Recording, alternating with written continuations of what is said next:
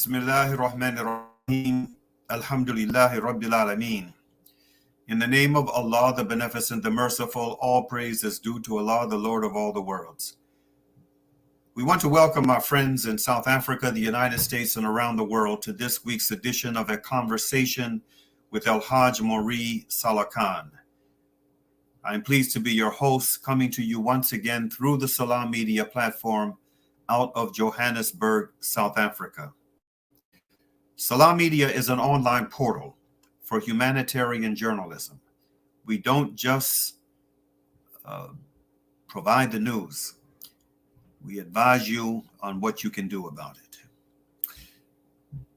Today's broadcast will be in two parts. In part one, we will provide an update on the crisis in India. In the second part of the broadcast, we will examine the political imprisonment of a well-respected defense attorney by the name of Asam Ghafoor. Our guests for part one of today's program are two well-known activists in the Muslim American community. Sister Henna Zuberi is a talented writer and editor-in-chief of MuslimMatters.com and director of the human rights organization Justice for All. Dr. Sheikh Obaid is a practicing neurologist and the founding president of the Alliance to Save and Protect America from Infiltration by Religious Extremists, or ASPIRE. He is also a former Secretary General of ICNA, the Islamic Circle of North America, and co-founder of the Muslim Peace Coalition. Now, before welcoming them to today's broadcast, let's see a little piece of video to set the tone for today's conversation. The bulldozers moved through the Jahangirpuri neighborhood of northwest Delhi on Wednesday morning, accompanied by hundreds of police and paramilitary forces. They destroyed shops for 3 hours despite a Supreme Court order telling them to stop. The gate to the Jahangirpuri mosque was also demolished, while the Hindu temple next to it stood intact. This demolition should stop because no one from these shops took part in Saturday's violence. On that day, Hindus were creating trouble. Some people asked them to stop, but they didn't, and some of them pelted stone, and then some young kids from this side threw stones, but no one threw a stone from the mosque. Police have cordoned off the neighborhood since Saturday's violence between Hindus and Muslims. It started when hundreds of Hindus led a procession through the largely Muslim neighborhood, carrying swords and chanting Hindu nationalist slogans. Most of the shops which were destroyed on Wednesday belonged to Muslims, but some Hindus lost their property too. This is just wrong. If they want to clear the roads, they should serve a notice and inform us beforehand. And if they don't do that, they should at least give us time to move our things. It's just wrong to destroy people's livelihoods. The North Delhi Municipal Corporation, which is run by the Hindu nationalist Bharatiya Janata Party, said Wednesday's operation was part of its regular drive to remove illegally built structures. This is against some people who've encroached on government land. Some scrap dealers had blocked the whole road. We've come to clear that. But the demolitions are taking place just 2 days after a senior member of the BJP told North Delhi's mayor to destroy any illegally constructed properties belonging to people arrested in connection with Saturday's violence. 24 people have been arrested so far, most of them Muslims. Saturday's violence follows a number of similar incidents across India in recent weeks. That also occurred as Hindu groups were leading processions through largely Muslim neighborhoods. India's Supreme Court is expected to hear a case against demolishing properties of people suspected of violence on Thursday. That's after 45 homes owned by Muslims were destroyed in the state of Madhya Pradesh last week. Opposition and civil society groups say the bulldozing of homes owned by Muslims suspected of violence only happens in states run by the governing BJP. As the people of Jahangirpuri pick up what's left of their shops, they say they're being punished for violence they had nothing to do with. Elizabeth Puranam, Al Jazeera, New Delhi. Javed Ansari is a journalist in New Delhi. He says the demolitions are being used as a political tool by Prime Minister Narendra Modi's party. Local body elections are scheduled for later in the year in New Delhi. The BJP in 2 successive assembly elections in Delhi has been routed, and they are trying to use this as a means to try and get back to power. The bulldozer has now become a sort of an election mascot for the Bharatiya Janata Party. It is being viewed as a means to try and polarize. Last Wednesday, clashes took place between the members of the 2 communities. Tension has been simmering there, and now they've used this as an excuse to try and get rid of encroachments. If that indeed was the case, then half of Delhi is full of encroachments and illegal structures. South Delhi, one of the poshest colonies in South Delhi, Sainik Farms, that's where the rich and famous of Delhi stay. That's wholly illegal. Why not begin from there? Why begin where the poorest people stay, and most of them happen to be from a particular community, Muslims? Without any further ado, let us welcome our guests to the conversation.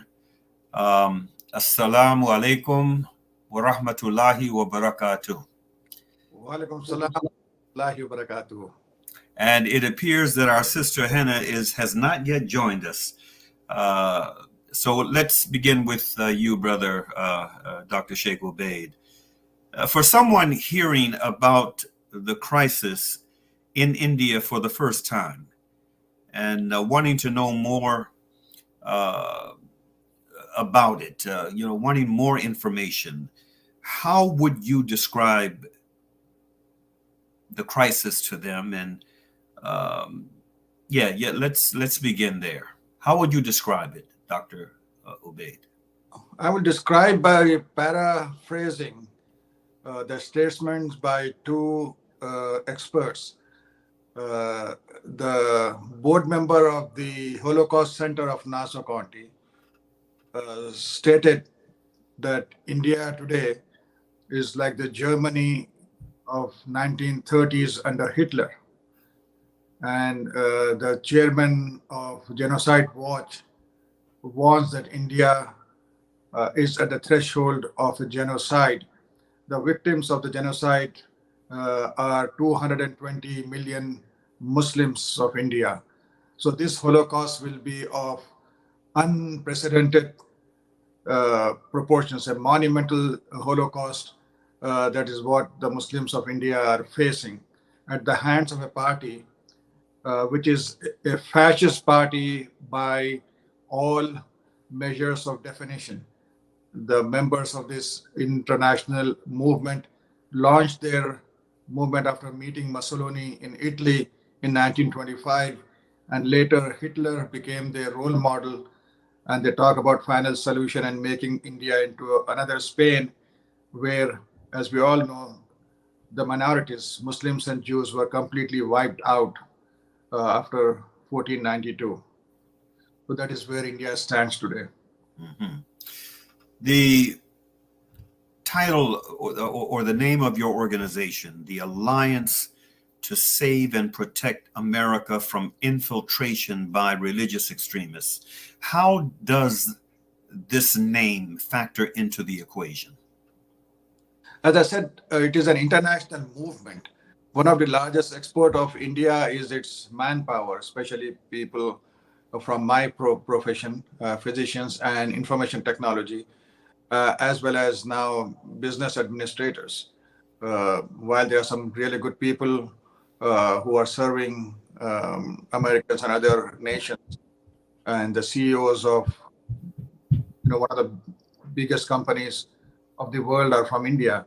But every year, more than 120,000 supporters of RSS, of this fascist movement, they come to the US, and they are an upwardly mobile, fast-growing movement which has put its tentacles in all spheres of influence in the US, and are controlling many members of our Congress, and are also have their members who were elected to the Congress. So being aware of my responsibilities, our responsibilities for the country that we live in, which is our home now. We have to protect it as much as we are trying to protect India and its democracy. To increase awareness, we have launched this alliance.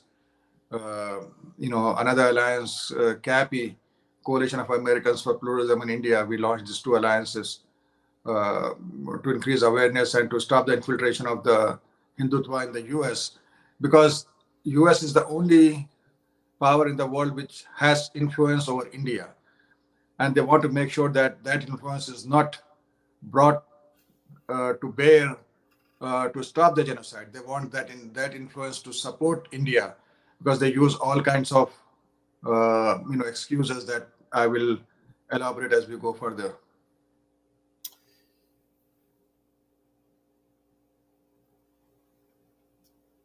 Again, if someone wanted to acquire a deeper awareness on just how serious this crisis is in India and how it is impacted by what is happening in different parts of the world. I mean, not just here in the United States, but my understanding is, for example, South Africa, from where this broadcast originates. It has a significant presence of this element. Why should the international community be concerned? For two reasons. One is, reasons for on humanitarian basis, on the basis of human dignity, that 220 million Muslims, 200 million Dalits, 60 million Christians and other minorities are being targeted for annihilation.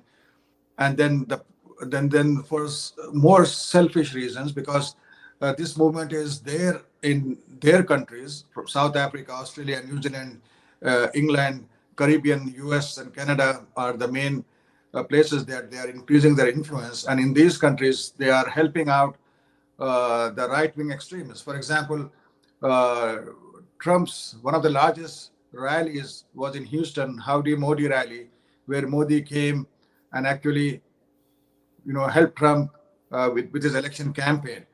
It's a good thing that Trump lost, but we can see how it is in their own interest that these countries start to keep an eye on the infiltration by the RSS, this fascist movement. Where Gandhi was and did wonderful things not only for India but for the world. But Gujaratis have been very heavily infiltrated by the RSS, and this community is very active in the business in the countries that I mentioned, along with now other Western countries. When I brought the name of Gandhi, RSS was the movement which killed Gandhi, and then they used the name of Gandhi to get accepted in the US and other places. When the leaders of RSS or the ruling political party BJP, including the Prime Minister Modi, when he comes to the United States, they go to the Gandhi statue, they put garlands and flowers and praise Gandhi. But in India, Gandhi is being slowly taken off the textbooks. So this is, and the other thing, they use the bogey of China. They say India should be used as a counterbalance to China. So India is too important for the US. And that is why, so using the geostrategic location of India and the good name of Gandhi and Nehru, they have been infiltrating the US and other Western countries.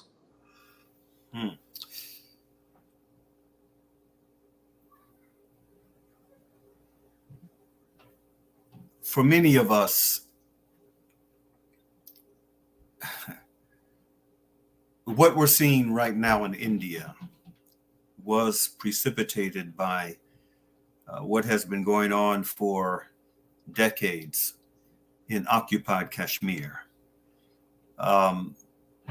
What are your thoughts, Dr. Ubaid, on how what was going on in Kashmir, how and our failure as an international community, and especially to be very honest about the matter, the Muslim community internationally failed to respond to the occupation, the brutal occupation, and the subjugation of our Kashmiri brothers and sisters at the hands of India, how that factors into what we're seeing today in India. Is there a causal relationship between the two? Kashmir, we have to go back a little bit in history. See, I am from Hyderabad, which was the largest autonomous princely, so-called princely state in India, which was ruled by a Muslim king, and the population majority was Hindu.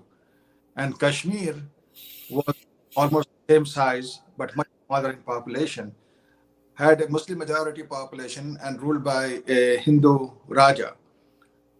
So when the British left India, and and India was divided, these princely states were given the right either to remain independent or to join with India or Pakistan. So the king of Hyderabad wanted to join with Pakistan, invaded and occupied it because the majority of the people were Hindus and they wanted to join with India. Makes sense. Even though I'm a Muslim from Hyderabad. So the Raja of Kashmir, who was Hindu, was talking with Pakistan and then decided to join with India, whereas the Muslim majority did not. So there was this agreement between two sovereign governments, the Indian government and the Kashmiri kingdom. And the merger took place under certain conditions, such as there would be a referendum, and also that the people of Kashmir will have complete autonomy and they will have a president and a prime minister and all those. And India did not make this agreement just with Kashmir, but also with the Christian small states in the northeast. So what happened was, the Kashmiris were always treated, discriminated against, and then their elections were stolen. So finally they rose up against India, because India had also taken away many of the clauses of that agreement between two sovereign states.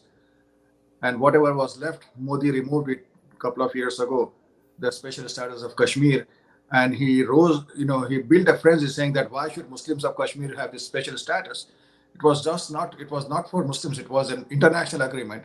And the special status is there for some other regions of India. So in this dispute, the violations of human rights of Kashmiris have been completely mind-boggling. I mean, there have been violent, attacks by Kashmiri militants, small groups, no doubt about it, and we condemn it. But the persecution and terrorism by state is held at a much higher level, right?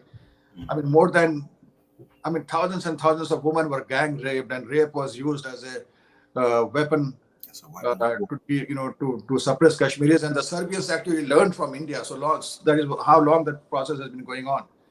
And there are so many mass graves. I mean, more than 100,000 Kashmiris have been massacred. So all this is not coming out in the world media. So the world media has failed in addressing the human rights violations of Kashmiris. SubhanAllah, you and a number of other activists in the United States, Indian American activists, have been, for the past few months, really, trying to draw attention to the support that Hindutva and the RSS, the Modi's government, and it has been receiving from the United States, from the international community, and especially from the U.S. Can you provide some examples of that support that's coming from the U.S. and how that support is being translated into very oppressive action abroad? There are different types of support that is coming from the U.S., Canada, etc. One is the direct support, funds flowing, funds raised by this IT engineers, doctors, businessmen, etc. Money laundering. That's all going and helping this fascist, ultra-nationalist, religious supremacist movement. And the other thing, as I said, they have put pressure on the U.S. To keep quiet and to look at the other way. I mean, Obama came to power as talking about human rights and actually was given the Nobel Peace Prize before he did anything because the world was expecting so much from him. And you would be surprised that when Modi was included in the list of influential world politicians, Obama wrote his introduction. Biden, he has promised the same. And Biden actually, the day Modi won the prime ministership, it so happened that there was a retreat going on between Muslim businessmen and Nancy Pelosi and Keith Ellison, where Vice President Biden had come. Then he put the arm around the Indian Muslim representative there and said, "What kind of a man have you guys elected?" So Biden, being a foreign affairs expert, knows everything about Modi, but he was treating them with kid gloves the way he treated Mohammed bin Salman and UAE after saying so many things, promising so many things. So the Indian administration is looking the other way. The Indian ambassador does not go and visit the areas where you see mass demolitions of homes. Those homes were demolished, saying that the people committed violence. The people tried to save their homes when the Hindu mobs attacked them.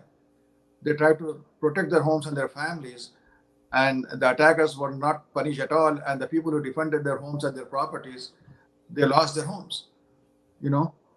And we don't see, only after much pressure we see lukewarm statements from the State Department and once in a while from the White House. So we need to put tremendous pressure, and the only way we can do it by building grassroots coalitions with the majority American community, that is African Americans, the whites and the Hispanic Christians and Jewish community, and the human rights leaders, and build this coalition. And each coalition in every city put pressure on their member of Congress so that the Indian influence and when I say India, I mean the BJP and RSS influence and their money is countered, and we build a policy based on human rights and put pressure on India, because that's the only country that can put pressure on India and stop this impending genocide of monumental proportions.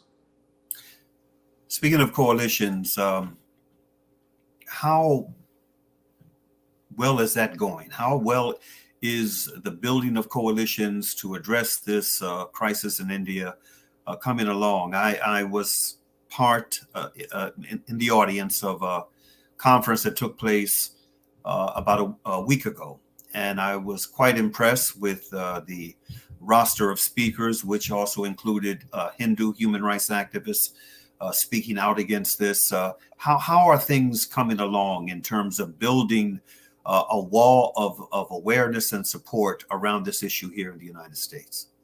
It has been an uphill battle, but it is not that difficult. See, it's American, kids are taught in school that racism is bad and what they did to African American community and to Native Americans and what happened in Vietnam, etc., was bad. So it is easy to influence the younger people, including the children of Hindu Americans who support BJP from America. But unfortunately, what happened was, alliance building is not something new. It was our strategy, and that is how we got the U.S. visa of Narendra Modi revoked in 2005. And he cannot come to the U.S. if he loses his prime ministership. As an individual, he cannot come. So the alliance building had been effective. For Bosnia, we did the same thing. But unfortunately, for the last few years, the organizations that were doing advocacy were just focused on having webinars and having unofficial briefings in Washington, D.C., and the community got used to it. They think that by giving just a little bit of money to these organizations, things will get done. No. I mean, the resolution that is in the Congress now, how many sponsors it has? Very few. And it is because we don't have pressure from the grassroots. So no organization can do anything unless every member of Indian diaspora, including Muslims, Christians, Dalits, moderate Hindus, and all, start to build coalitions with, white and black and Hispanic Americans and start putting pressure on every member of Congress from the grassroots.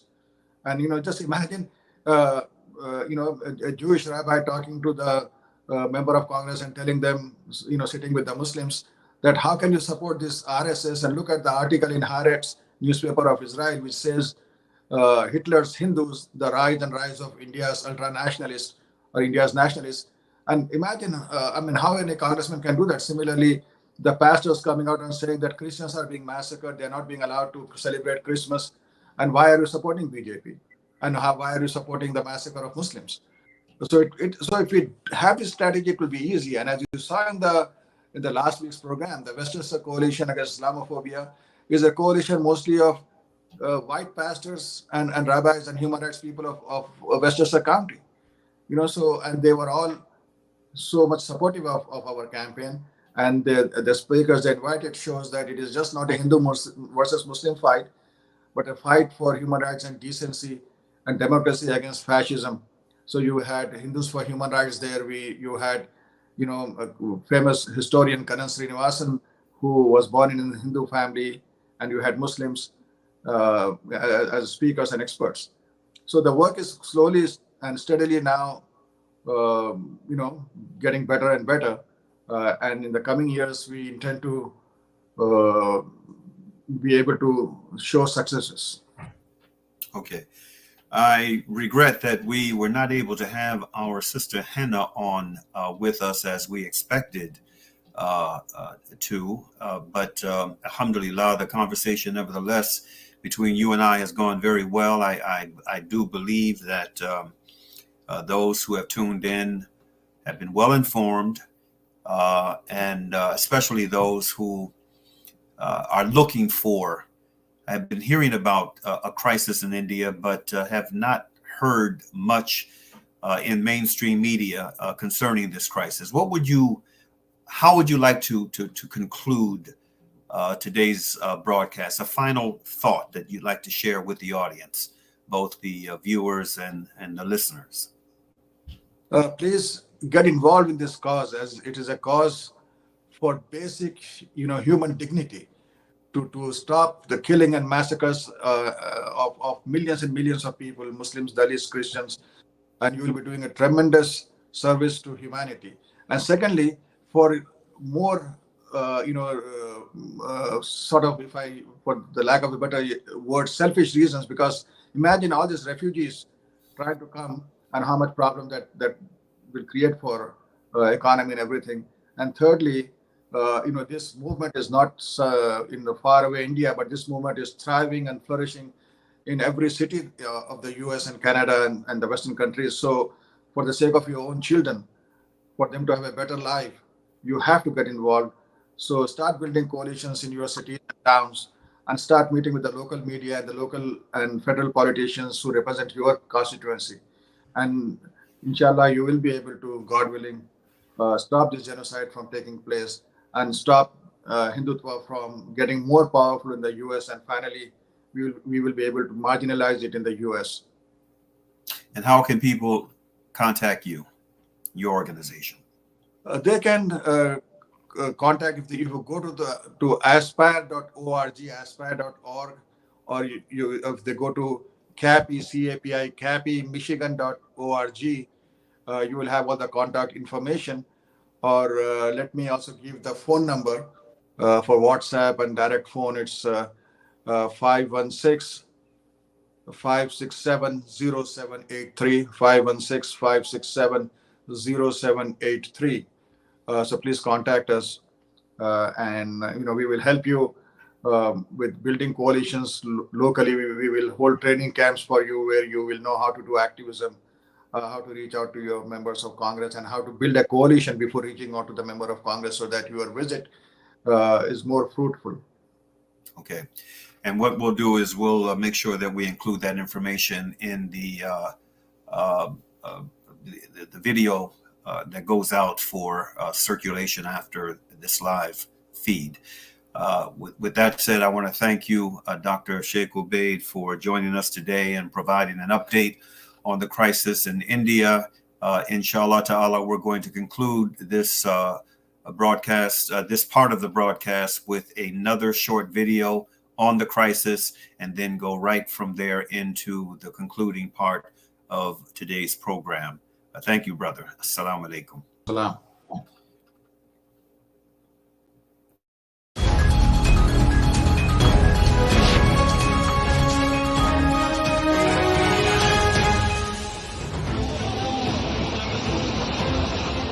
In a blatant failure to protect its most vulnerable citizens, the Supreme Court of India has refused to pass an interim stay on the bulldozing of Muslim-owned homes and properties in various states across India, most notably Gujarat, Madhya Pradesh, Uttar Pradesh, and Delhi, all of which are ruled by Prime Minister Narendra Modi's Bharatiya Janata Party.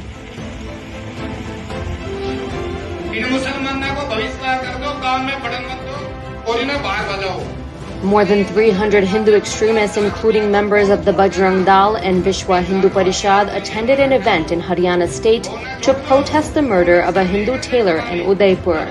The extremists reiterated calls to kill India's 200 million Muslims and repeat the 2002 Gujarat genocide.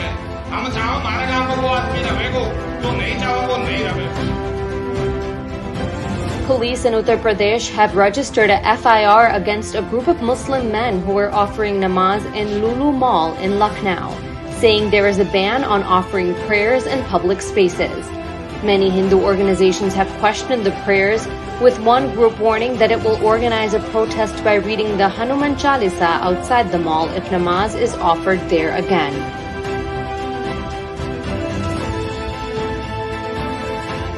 Uttar Pradesh police formed a special investigations team to probe 6 cases lodged by people linked to Hindu right-wing groups against Muhammad Zubair, co-founder of fact-checking website Alt News.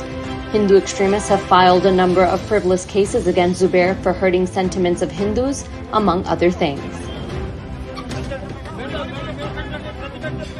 मैंने दिया bill बना के तो बोले तुमने bill इतना बना के दिया है तुम्हारा बिल तो मैंने 100 पीस बना के टेबल पे रख दिया मैं तुम्हें आसान तक बताता हूँ क्या हुआ. In Muradabad, Muslim furniture showroom owner Zahid Ahmad alleged that subdivisional magistrate Ghanshayam Verma sent a bulldozer to his house and raised a wall, after Ahmad demanded that Verma pay him back the 2.5 lakh rupees for furniture that he purchased. हम इंसाफ चाहते हैं कि हमारे अगर कब्जा गलत है तोड़ दो उसके बाद में हमारा पेमेंट है हमें मिल जानी चाहिए. The Modi administration has imposed an $8 million penalty on Amnesty India and Akar Patel, renowned Indian human rights defender who is a former chair of the organization. The penalty comes as a vendetta for the watchdog's exposés of the BJP's role in the pogrom against Muslims. A 30-year-old Dalit woman of Mathura has lost her leg almost 2 months after she was gang raped and the accused crushed her leg with a motorbike. The accused is an upper caste Hindu who wanted to kill the woman.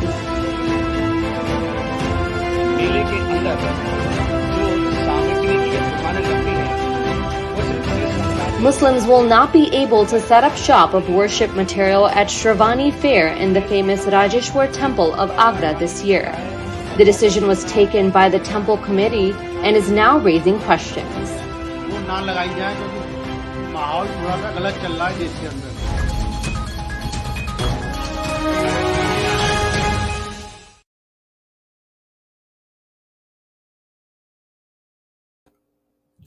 Welcome back. Today's broadcast was originally planned to be exclusively about the crisis in India. But something happened not long ago, earlier this month, that for me resulted in what I felt was a need, a critical need to bring to the attention of as many folk as possible, both here and abroad. Not just because I personally know the individual that has now been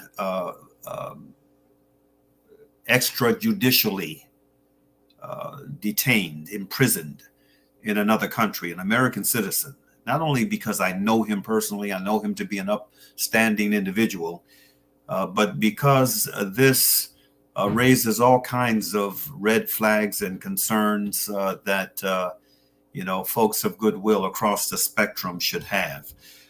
3 days ago, Democratic Congressman Don Beyer of Virginia's 8th Congressional District spoke at a press conference hosted by Democratic Congresswoman Jennifer Wexton to advocate for the humane treatment and due process rights of Northern Virginia resident and human rights lawyer Asam Ghafoor. Brother Ghafoor, who resides in Wexton's 10th Congressional District, was recently arrested in the United Arab Emirates. It's also worth noting Ghafoor previously represented Jamal Khashoggi before his brutal death at the hands of Saudi agents. Beyer and Wexton were also joined by U.S. Representatives Lloyd Doggett, a Democrat out of Texas, and Eric Swalwell, a Democrat out of California. The following was Beyer's remarks at the July 28th press conference. He said, quote, "I stand here with my colleagues to bring attention to the case of Asam Ghafoor, an American citizen, Virginia resident, and former legal counsel to Jamal Khashoggi, who was arrested by the United Arab Emirates earlier this month. He was tried in absentia, and according to reports, without his knowledge by Emirati authorities, and did not have the opportunity to defend himself. He has been in Emirati custody since July 14th, and we have learned that he recently contracted COVID and was placed into quarantine.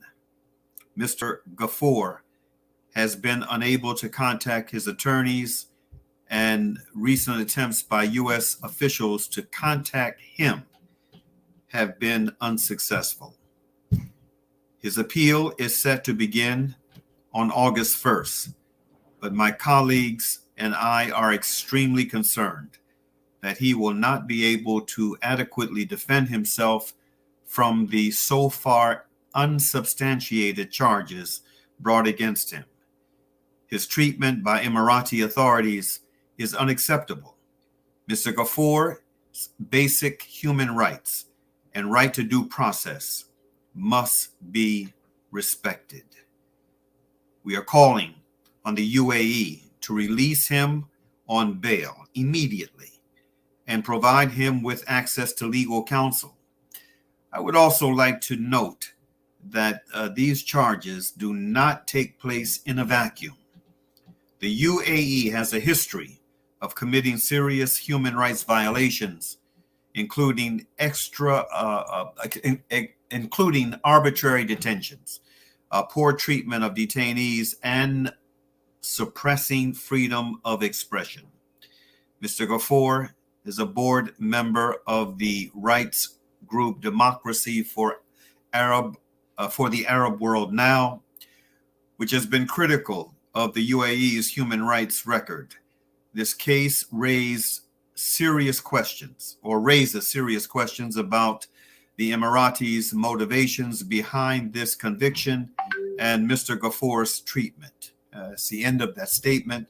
Now, it's my pleasure to welcome my brother in Islam and noted defense attorney, Ashraf Nubani, to the broadcast. And I want to express a very warm and special note of thanks, brother, for you accepting this invitation to come on board on very short notice. Like I said, this broadcast today was originally supposed to be solely about the crisis in India, but knowing the brother myself personally, I just felt that we had to insert this little bit of conversation, this bit of awareness into today's broadcast to help generate more pressure around the brother's unlawful, in our view, detention.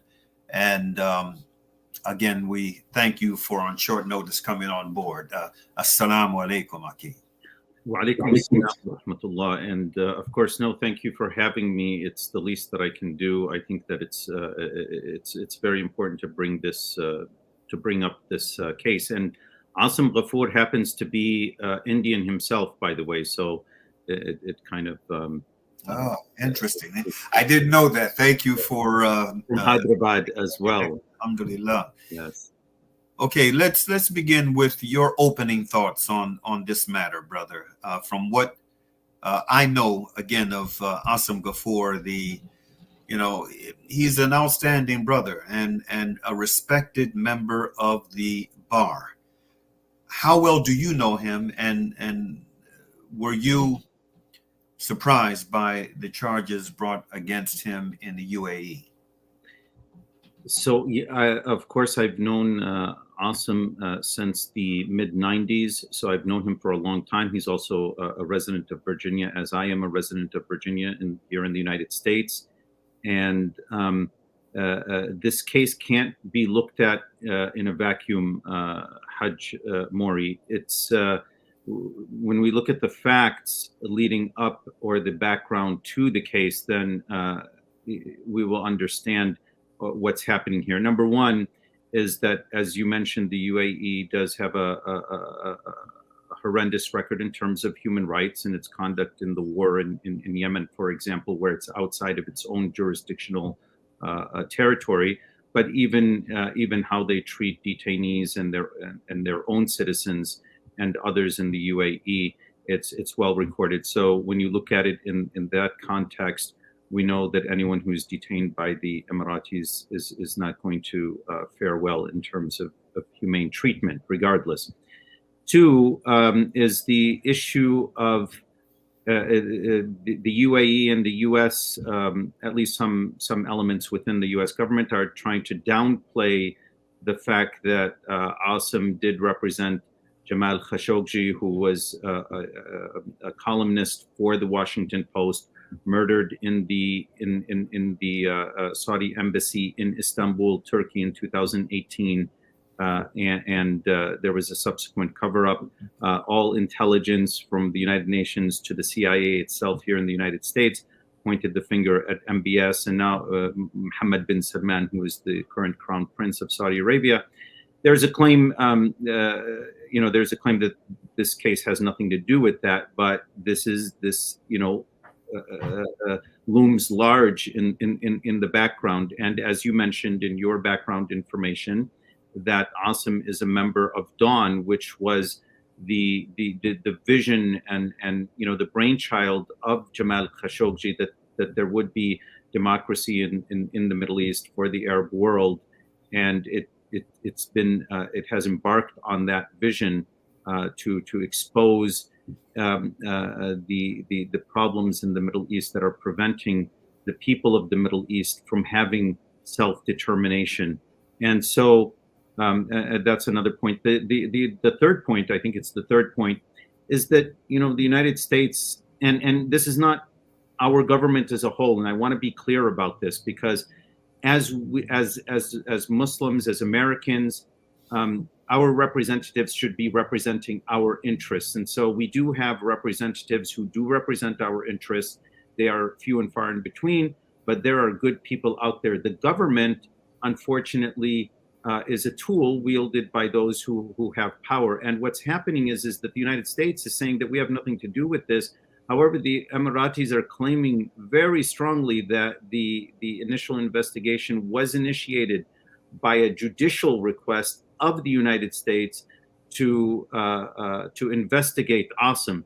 The problem is that there's no information given to Asim either previously or now, and he has a hearing coming up, as you said, August 1st, as a sort of appeal according to Emirati law of his 3-year sentence, and we don't know if this information will come out as to why or how the Americans would have initiated a request that now the Emiratis have taken as a full-blown judicial case in the UAE, claiming that there was evasion of taxes and money laundering according to UAE law.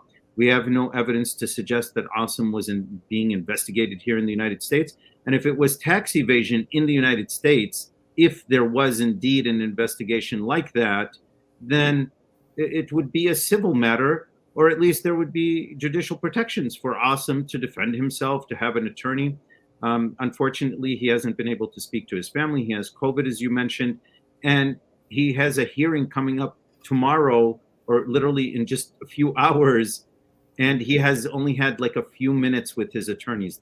How absurd is that? How unheard of, that would be here in the United States. How can you defend yourself if you've only had a few minutes in a criminal case to defend yourself, and you've only had a few minutes to talk to your attorneys? So when we take all of these things into consideration, we do have, as you mentioned, elected officials and friends of Asim who have been calling, putting pressure on the White House, putting pressure on the State Department, requesting that the UAE allow Asim, give him humane treatment, a fair judicial process, allow him out on bond, all of these things. And so far, we haven't really seen any movement on those issues. Now, the UAE has been and continues to be a major transit point, and a transportation link for many folk who are traveling, to different countries abroad. In fact, I don't recall where he was coming from, but my understanding was that he was en route to Turkey. And that was a transit point for him. And I remember on at least one of my international travels abroad a few years back, I had to pass through the United Arab Emirates. What should be the Muslim American response to what comes across as a travesty of justice? Yes, this is, this is the jewel of the question in terms of its ramifications for Muslim Americans. So number one, yes, he was. I also don't know where he was originating from, but this was only transit. He had no idea that his name is on a list, that he's being investigated. There's nothing that that he would have done that would have elicited such a response, which is an arrest and a 3-year sentence in all of this. And he was going to a family wedding in Istanbul, and he was stopped. So it sends a message basically to Americans, Muslim Americans particularly, that that the United Arab Emirates is an enemy of the Muslim community here in the United States. I hate to say it in this way, but I would like to be challenged on this. I think that the UAE is using whatever context that it has in the United States with the rogue elements that I've alluded to before in the United States, who support Israel, who are the leading proponents of Islamophobia in the United States, who are just dead set on preventing democracy in the Middle East. So there's no need to name names. You just see where people stand on positions. But the travesty is that, if it happens to someone like Asim, then it could happen to anyone. That's the point. He's a lawyer. Not that he would just be protected, but because he was a lawyer, but he was merely doing his job. He wasn't. He was an advocate for civil liberties and so forth, but he wasn't. He wasn't stoking animosity or working against the interests of any country, of any entity, other than defending Muslims, empowering Muslims, engaging with the larger community, engaging with the government officials in order to present Muslims in the best possible way. And you think that here in America we have those rights. Well, this is the consequences of even doing something as noble and benign, in the sense that you would think that these would be protected rights under our Constitution, under the rule of law in the United States, and it hasn't. So it does send a chilling message, unfortunately. But I don't want to leave that on a negative note. These people should be under the gun. They should be scared, because Americans, Americans don't like to have their freedom taken away. And America has been made a fool by the UAE, because the question is now, what role did you have? Why would an American citizen be mistreated in this way? Don't we have dignity as Americans? And then they do that. It's like with Shireen Abu Aqla, the Palestinian American journalist who was assassinated, murdered by the Israelis, and the United States is impotent to do anything about it. And Americans are waking up to these kinds of ironies and contradictions to what we hold dear, supposedly, as free people in a country like the United States. And so I think that awareness is important, and we just have to keep the torch going for the rights of Americans and all people.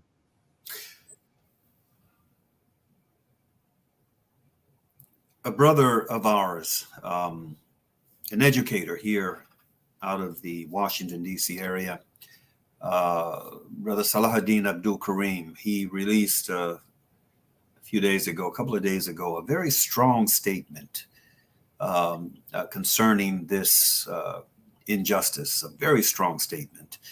And I also saw, I think it was yesterday, I saw a report that there had been just recently a press conference involving a number of Muslim leaders, and CARE was one of them. CARE, the umbrella organization, CCMO. Yes. I believe ICNA was an ICNA representative was part of that press conference. Do you know of any other Muslim organizations or prominent Muslim individuals that have weighed in on this issue thus far?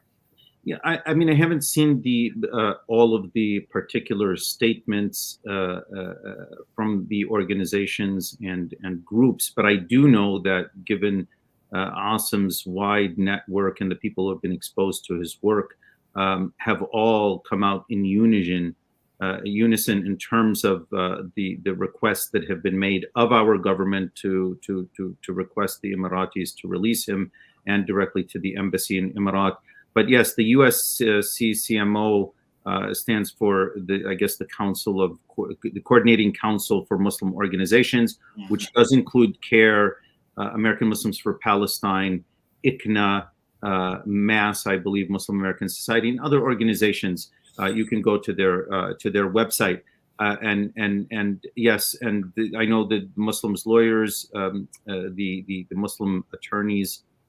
Organizations have also put out statements and have contacted their representatives. So there's been a flurry. It's just that you don't see it in the mainstream media, but there has been a flurry of action, at least to the extent that we can do here in the United States. And again, tomorrow it's going to be just in a few hours, Emirati time, is his hearing, supposedly as some sort of appeal of a 3-year conviction. So we want to watch it very closely and to continue to place pressure both at the doorstep of the United States, the State Department, the White House, particularly the Department of Justice, and also at the door of the United Arab Emirates. Absolutely. Okay, my brother, we're at the end of the broadcast. Let's make whatever closing thought you want to make on this or anything that is related to it. Well, just again that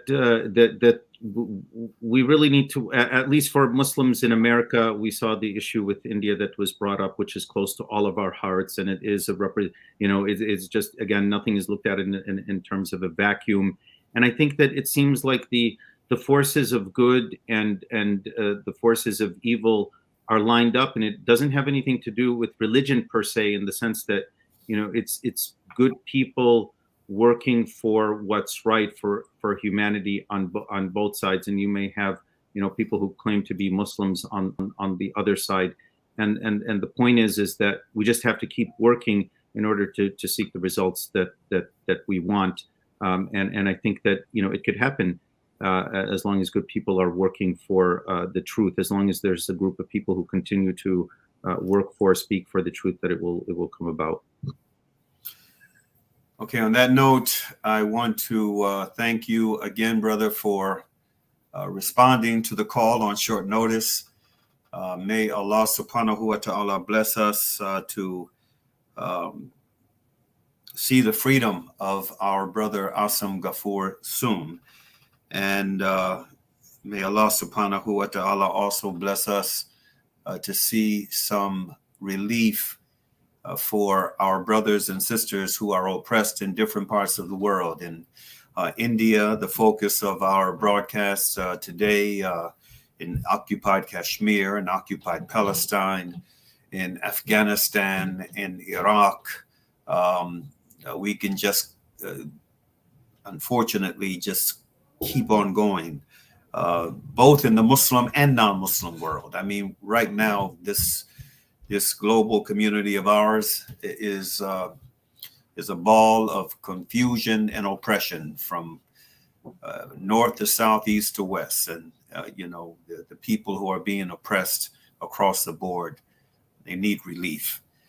We ask Allah subhanahu wa ta'ala in the second day of the Muslim New Year of, the month of Muharram, in now the lunar year of 1444. May Allah ta'ala bless those of us who are sincere about this deen called Islam, and wanting to be agents for positive change wherever we are, wanting to really shoulder the responsibility of what it means to be Muslim. May Allah ta'ala fortify us.